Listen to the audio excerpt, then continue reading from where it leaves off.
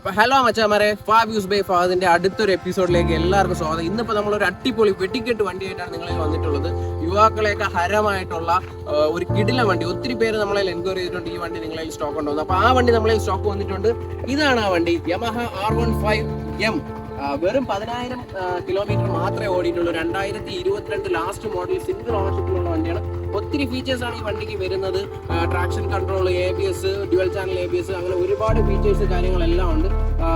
വണ്ടിയുടെ ടയർ കാര്യങ്ങളൊക്കെ പറയുവാണെങ്കിൽ ആ 10,000 കിലോമീറ്റർ ഓടിയിട്ടുള്ള ടയറാണ്. ബാക്കി എല്ലാം സ്റ്റോക്ക് കണ്ടീഷനിൽ തന്നെ അവൈലബിൾ ആണ്.